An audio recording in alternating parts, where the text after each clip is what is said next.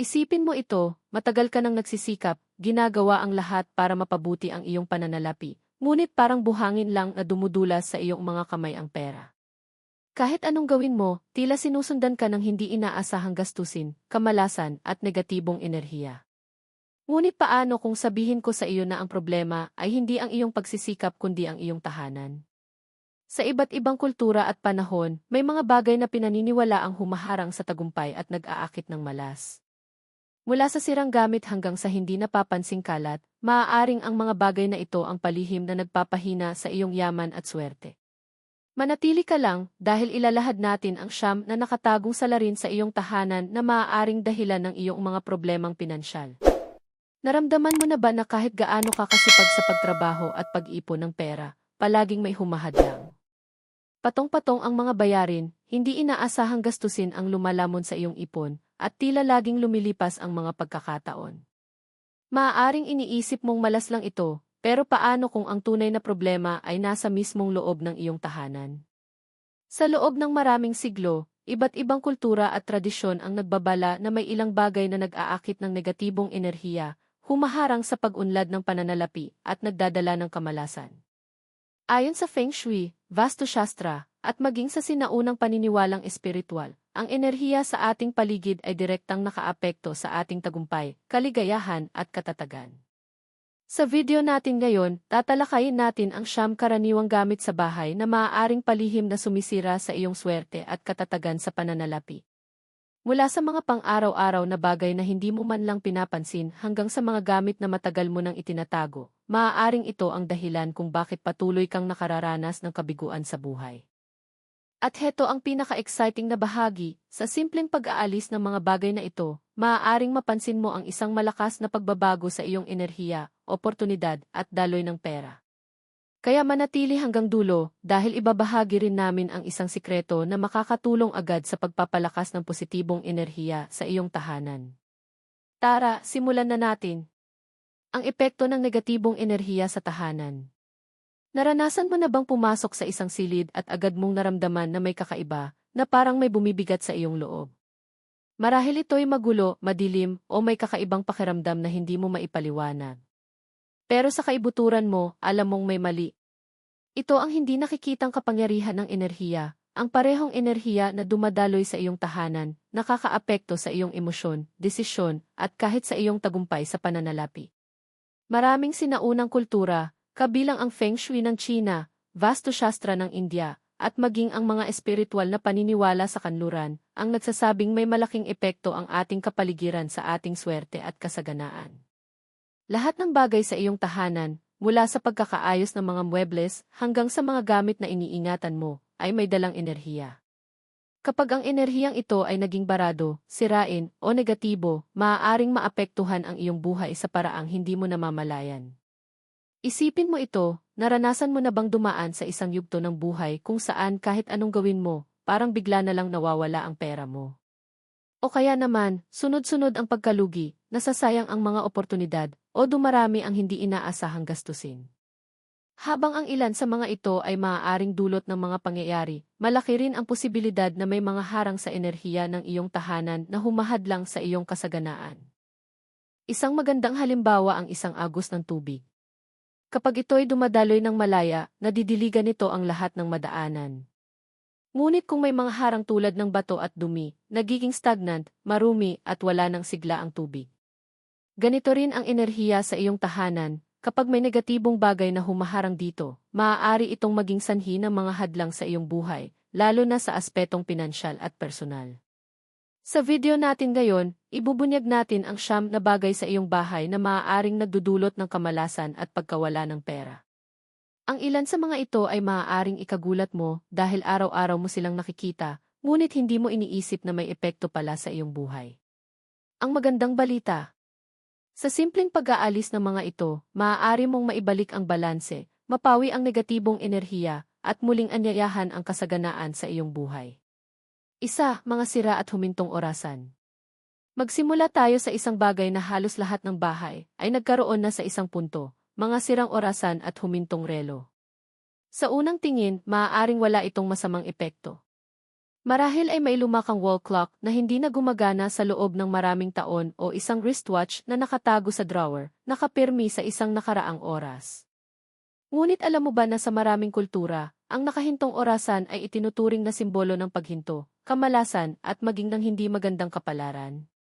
Ayon sa Feng Shui at Vastu Shastra, ang oras ay kumakatawan sa paggalaw, pag-unlad at progreso. Kapag ang isang orasan ay tumigil sa paggana, ito ay sumisimbolo ng paghinto sa buhay, sa aspetong pinansyal, emosyonal o espiritual. Pinaniniwalaan na ang pagtatago ng sirang orasan sa iyong tahanan ay maaaring magdulot ng pananalaping hindi umuusad, walang pagtaas ng kita, nananatiling stuck sa parehong financial status ng maraming taon. Mga nasayang na oportunidad, mga promosyon, job offers, o business deals na bigla na lang hindi natutuloy. Pagbuo ng negatibong enerhiya, pakiramdam ng pagiging stuck sa buhay na parang walang anumang pag-unlad. Mayroon din itong psikolohikal na epekto.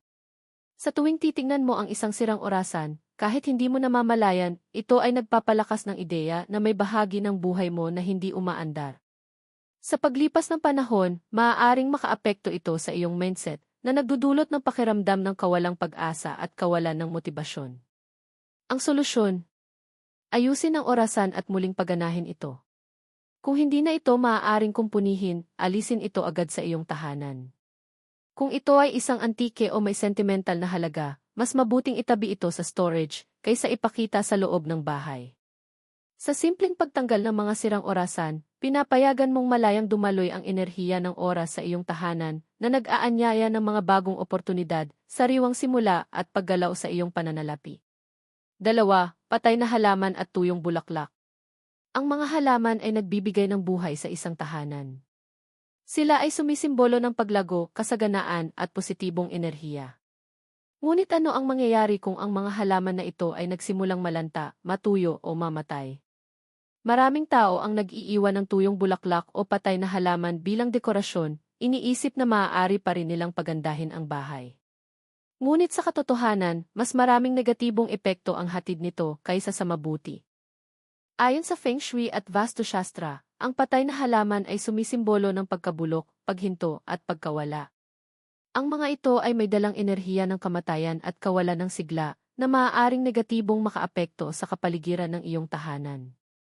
Kapag patuloy mong itinatago ang mga nalantang bulaklak o tuyong halaman, inaanyayahan mo rin ang parehong enerhiya ng paghinto at pagkawala sa iyong pananalapi. Narito kung paano hinaharangan ng patay na halaman at tuyong bulaklak ang paglago ng iyong yaman.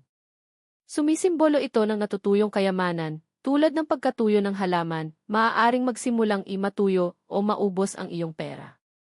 Hinaharangan nito ang bagong oportunidad, kaya nagiging mahirap ang pagpasok ng kasaganaan at tagumpay. Lumilikha ito ng mababang enerhiya sa paligid na nakakaapekto sa motibasyon at pagiging produktibo. Hindi lang ito tungkol sa paniniwala sa espiritual, pati ang psikolohiya ay sumusuporta rito. Ang presensya ng isang bagay na wala ng buhay sa iyong tahanan ay palaging nagpapaalala sa iyong isipan tungkol sa paghina at kawalan ng progreso. Maaari itong magdulot ng negatibong mindset na hindi mo namamalayan na nagiging hadlang sa iyong financial success. Ano ang dapat mong gawin? Kung may patay na halaman o tuyong bulaklak ka sa iyong bahay, panahon na para itapon ang mga ito. Palitan ito ng sariwa at lunti ang halaman, o kung hindi man, gumamit ng artificial plants na mukhang buhay at masigla. Pumili ng mga halamang kilala sa pag-akit ng kayamanan at kasaganaan, tulad ng money plant, jade plant, o lucky bamboo. 3. Mga luma at hindi nagagamit na sapatos at sira-sirang damit.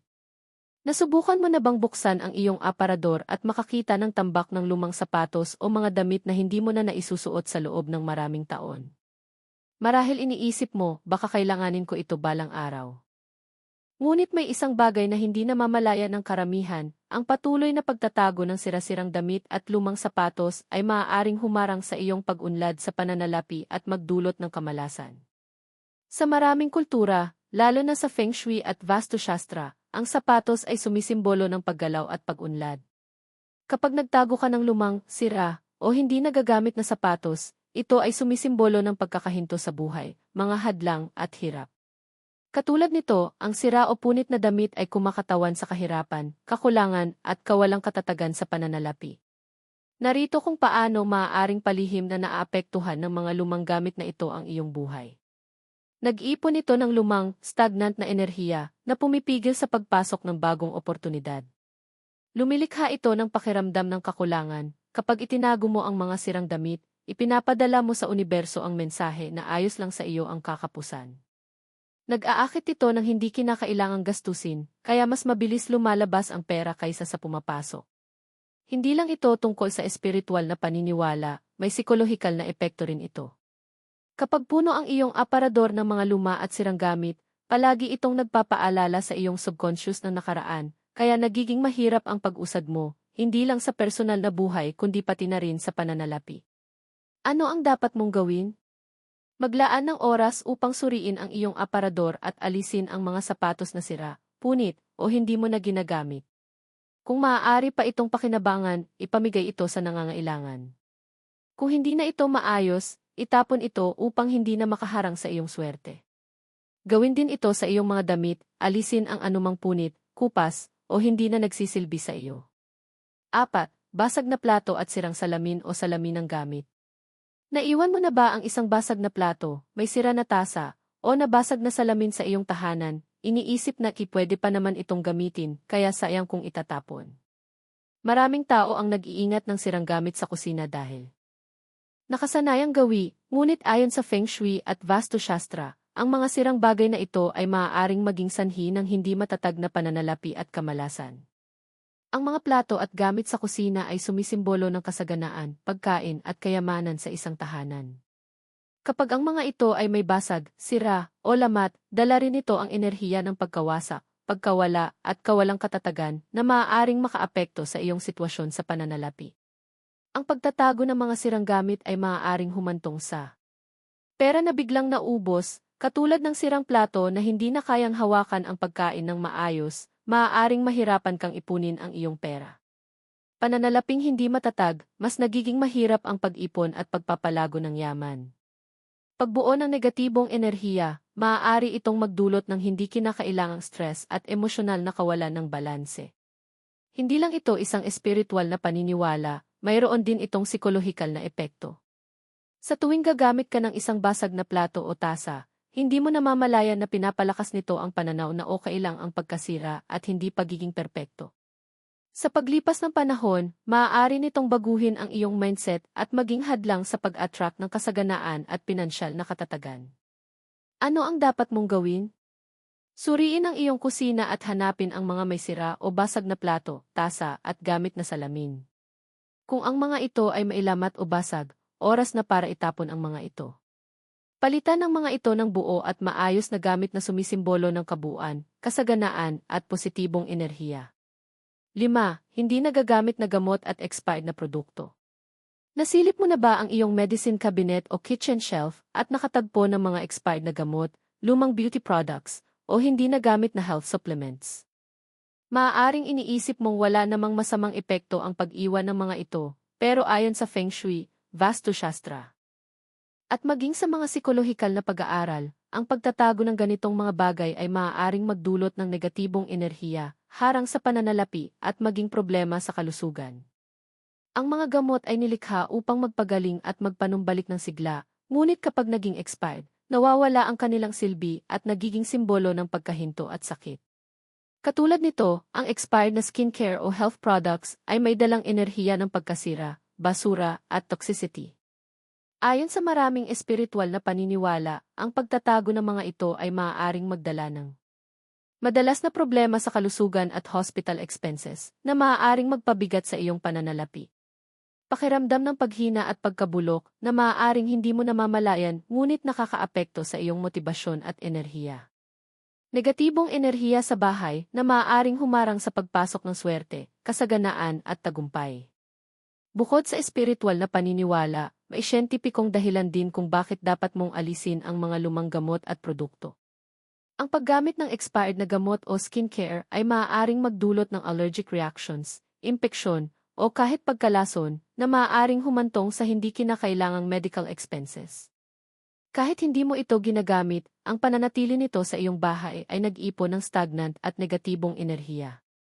Ano ang dapat mong gawin? Suriin ang iyong medicine cabinet, bathroom shelves, at kitchen storage. Itapon ang anumang expired o hindi nagamit na gamot, bitamina, at skincare products. Kung may kalahating gamit na produkto na hindi mo na ginagamit, alisin ito upang magkaroon ng espasyo para sa bagong enerhiya. Palitan ang mga luma at expired na produkto ng mga sariwa, aktibo, at kapaki-pakinabang na gamit na sumisimbolo ng kalusugan, kasiglahan, at kabutihan. 6. Mga humintong relo at lumang kalendaryo na nakatakda sa nakaraang petsa. Ang oras ay isa sa pinakamakapangyarihang puwersa sa ating buhay. Ito ay sumisimbolo ng paggalaw, pag-unlad, at mga oportunidad. Ngunit ano ang mangyayari kung ang oras sa iyong tahanan ay natigil sa nakaraan? Maraming tao ang hindi namamalayang nag-iingat ng humintong relo, lumang kalendaryo, o planner na nakatakda pa rin sa mga nakalipas na petsa, at sa paggawa nito. Maaaring hindi nila alam na hinaharangan nila ang kanilang sariling pag-unlad sa pananalapi at tagumpay. Ayon sa Feng Shui, Vastu Shastra, at iba't ibang espiritual na paniniwala, ang isang humintong relo o lumang kalendaryo ay lumilikha ng enerhiya ng paghinto. Pinaniniwalaan na ang mga ganitong bagay ay maaaring humadlang sa pag-unlad ng pananalapi, kaya mas nagiging mahirap ang pagtaas ng kita o paghahanap ng bagong oportunidad. Panatilihin ka sa mga lumang problema, kaya nagiging mahirap ang pag-usad sa buhay. Harangan ang mga bagong simula na nagiging sanhi ng pagkaantala ng tagumpay at kasaganaan. Isipin mo na may negosyong oportunidad kang hinihintay, ngunit sa tuwing tumitingin ka sa iyong kalendaryo, isang lumang petsa ang nakikita mo.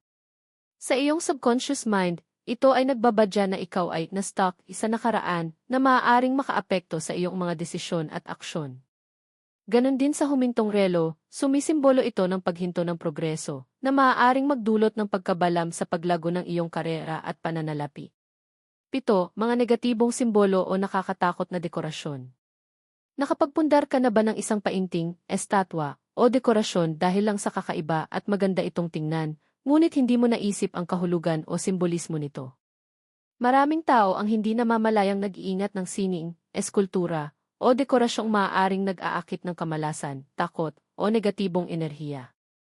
Bagamat mukhang walang epekto ang mga ito, ayon sa Feng Shui, Vastu Shastra, at iba pang sinaunang espiritual na paniniwala, maaaring hinaharangan ng mga ito ang pag-unlad sa pananalapi at nagdadala ng masamang kapalaran. May ilang simbolo na bagamat mukhang artistiko, maaaring may dalang negatibong enerhiya, tulad ng mga painting ng bagyo, digmaan, o kalungkutan, maaaring magdulot ng emosyonal na pagkapagod, kawalang tatag sa pananalapi, at mental na stress. Mga estatwa o larawan ng umiiyak o naghihirap na tao, sumisimbolo ng lungkot at paghihirap, na maaaring makaapekto sa iyong personal at pinansyal na buhay. Mga armas o dekorasyong mukhang agresibo, kahit dekorasyon lamang, tulad ng espada o patalim, maaaring lumikha ng tensyon, hindi pagkakaunawaan, at kawalang katatagan sa pamilya. Madilim o nakakatakot na maskara at figurines, sa ilang kultura, pinaniniwala ang inaabsorb ng mga ito ang negatibong enerhiya at kamalasan. Hindi lang ito tungkol sa espiritual na paniniwala, may batayan din ito sa sikolohiya. Ang ating kapaligiran ay may direktang epekto sa ating isipan at emosyon. Kung ang isang silid ay napapalibutan ng madilim, magulo, o nakakaistorbong imahe, maaaring hindi mo namamalayan na nagdudulot ito ng stress, anxiety, o pakiramdam ng pagkakulong, na maaaring makasama sa iyong pananalapi at kakayahang gumawa ng tamang desisyon. Ano ang dapat mong gawin? Lumibot sa iyong bahay at suriin ang iyong mga dekorasyon ng may bagong pananaw. Kung may bagay na nagbibigay ng negatibong pakiramdam o hindi magandang enerhiya, palitan ito ng sining o dekorasyon na sumisimbolo ng kasaganaan, kapayapaan, at tagumpay. Piliin ang mga painting ng kalikasan, dumadaloy na tubig, o simbolo ng kasaganaan tulad ng gintong barya o lumalaking puno upang mahikayat ang positibong enerhiya at pinansyal na katatagan. 8. Masyadong maraming salamin sa maling lugar. Ang mga salamin ay makapangyarihang bagay. Hindi lang nito nire-reflect ang iyong itsura, kundi pati na rin ang enerhiya, emosyon, at maging ang swerte. Sa Feng Shui, Vastu Shastra, at iba't ibang espiritual na paniniwala, ang mga salamin ay kilala sa kakayahang palakasin ang anumang enerhiya na kanilang sinasalamin. Kapag tama ang pagkakalagay, maaari itong magdala ng kasaganaan at harmonya, ngunit kung mali ang posisyon, maaari itong magdulot ng pagkalugi, stress, at kamalasan. Maraming tao ang nagkakamali sa paglalagay ng salamin ang hindi namamalayang maaari nitong harangan ang kayamanan at oportunidad. Narito ang ilang karaniwang pagkakamali na maaaring nakaapekto sa iyong pinansyal na katatagan. Salamin na nakaharap sa pintuan, pinaniniwala ang tinutulak nito ang kayamanan at oportunidad palabas ng bahay, sa halip na akitin ang kasaganaan. Salamin na nagre-reflect ng kalat o magulong espasyo. Kapag ang isang salamin ay sumasalamin sa magulo o hindi organisadong bahagi ng bahay, pinapalala nito ang kaguluhan at kawalang tatag sa iyong pananalapi. Salamin sa loob ng kwarto, ayon sa Feng Shui, ang mga salamin sa kwarto ay maaaring magdulot ng hindi mapayapang tulog, stress, at hindi pagkakaunawaan sa relasyon na maaaring makaapekto sa iyong pinansyal na seguridad. Sirang o basag na salamin, pinaniniwala ang nagdadala ito ng kamalasan at negatibong enerhiya. Sinisimbolo nito ang baluktot na realidad at problemang pinansyal. Paano mo magagamit ang salamin upang makaakit ng yaman? Ang tamang paglalagay ng salamin ay maaaring magpahusay ng kasaganaan at positibong enerhiya. Narito ang ilang mga dapat gawin. Maglagay ng salamin malapit sa hapagkainan. Sa Feng Shui, ito ay pinaniniwala ang pinadodoble ang kasaganaan at nag-aanyaya ng pinansyal na paglago. Gamitin ang salamin upang i-reflect ang natural na liwanag. Ang isang maayos na nakapwesto na salamin na sumasalamin sa sikat ng araw ay maaaring magdala ng masigla at positibong enerhiya sa iyong tahanan. Iwasan ang mga sirang, lumang, o maduduming salamin. Laging panatilihing malinis ang iyong mga salamin at alisin ang anumang basag o malabong salamin. Huwag maglagay ng salamin sa harap ng kama o pintuan. Sa halip, iposisyon ito sa mga lugar na sumasalamin sa kagandahan, espasyo, o kalikasan. Sa pamamagitan ng pagsisigurong tama ang lokasyon ng iyong mga salamin, maaari mong gawing mabisang kasangkapan ang mga ito sa pag-akit ng yaman at tagumpay, sa halip na maging hadlang sa iyong kasaganaan. Siyam, kalat at hindi kinakailangang bagay. Naranasan mo na bang pumasok sa isang magulong silid at agad na makaramdam ng pagod o pagka-overwhelm? Marahil puno ito ng mga papel, hindi nagagamit na gamit, lumang webless, o mga bagay na matagal mo nang balak itapon pero hindi mo pa nagagawa. Hindi lang nagpapagulo ng bahay ang kalat, ito rin ay humaharang ng enerhiya, nagdudulot ng stress, at maaaring pumigil sa iyong pinansyal na pag-unlad. Sa Feng Shui at Vastu Shastra, ang kalat ay sumasalo ng negatibong enerhiya at humahadlang sa pagpasok ng mga bagong oportunidad sa iyong buhay. Kapag puno ng hindi kailangang gamit ang iyong tahanan, nagiging refleksyon ito ng iyong isipan at estado ng pananalapi, stagnant, hindi makagalaw at walang malinaw na direksyon. Paano nakakaapekto ang kalat sa iyong pananalapi? Humahadlang sa daloy ng kasaganaan, tulad ng tubig na hindi umaagos, ang stagnant na enerhiya ay maaaring humikayat ng problema sa pera. Ang magulong bahay ay pumipigil sa pagpasok ng yaman at tagumpay. Nagpapataas ng mental overload. Ayon sa pag-aaral, ang sobrang kalat ay nakakapagpataas ng stress at anxiety, kaya mahirap mag-focus sa mga pinansyal na layunin. Ang isang magulong espasyo ay maaaring humantong sa hindi tamang desisyon sa pera. Nagpapalakas ng hindi kinakailangang gastos. Kapag magulo ang iyong bahay, madalas kang bumibili ng mga bagay na hindi mo kailangan dahil hindi mo mahanap ang mga gamit na meron ka na. Ito ay nagiging sanhi ng walang saysay na paggasta.